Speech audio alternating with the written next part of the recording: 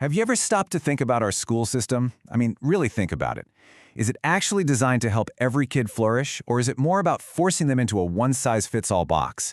Today we're going to dig into a really powerful critique of traditional education and explore a vision for a whole new way forward. So, the source material we're looking at kicks things off with this really simple but profound thought. In nature, there are no identical trees. Just let that sink in for a second. Every single tree in a forest is unique, right? It grows its own way, and that's a perfect metaphor for what we're about to get into. And right there, that sets up the central problem, the core conflict. You've got this clash between the way things work in nature, organic, diverse, beautifully messy, and the rigid, straight-line conformity that the traditional school system demands from our kids. I mean, look at this. You can see the two approaches side by side. On one hand, you have nature's way. Everything is unique, diverse, and it grows freely. But then you've got the school's way, standardized, uniform, in this relentless pressure to make every single child grow along a ruler. Okay, so how does the system actually enforce this straight line? Let's pull back the curtain and look at the impersonal, almost mechanical tools it uses to push for conformity instead of celebrating individuality. The old model, well, it runs like a machine.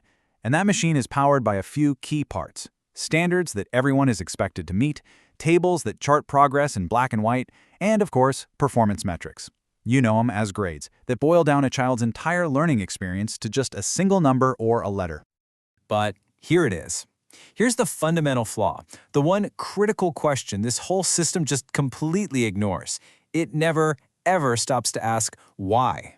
It isn't built to be curious about why a child is struggling, it's only built to measure the final result. So instead of trying to understand, the system's response is blunt. It's immediate. It's just a 2 or an F or whatever a failing grade is in that system.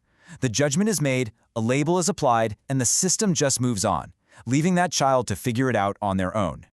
And think about the lesson a child learns from this, day in and day out.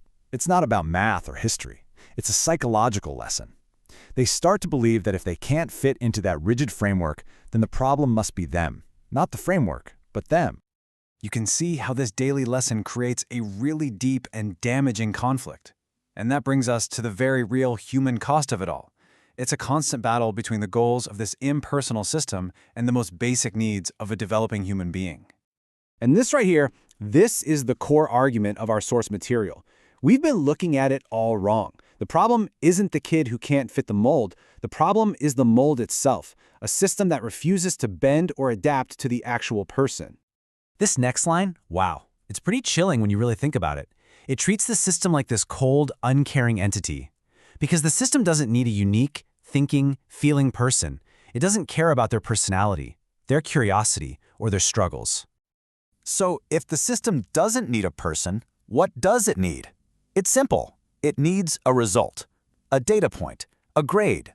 It needs a measurable, quantifiable outcome that it can plug neatly into its tables and charts. That's it. And here's the absolute heart of the conflict. A human being, especially a kid, they run on a completely different kind of fuel. We need understanding. We grow with support.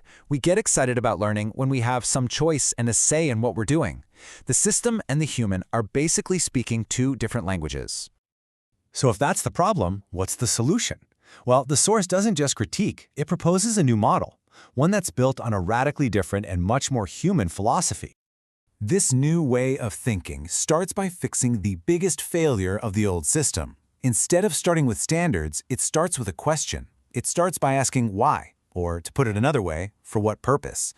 It's about grounding learning in real meaning right from the very beginning. And once you change that first question, well, everything else changes too. Your priorities get a complete overhaul.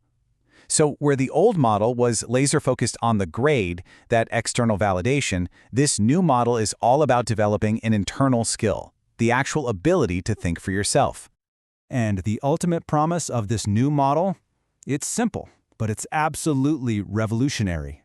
It's the idea that education can and should be a process that builds you up, not something that forces you to break a piece of yourself just to fit into a system that was never really designed for you. So, all of this leaves us with one final and really important question. It gets to the very core of this entire debate, and it's something we should all be asking. What is the true purpose of school? Is it to shape a student into what we think they should be, or is it to serve that student, to help them discover who they truly are?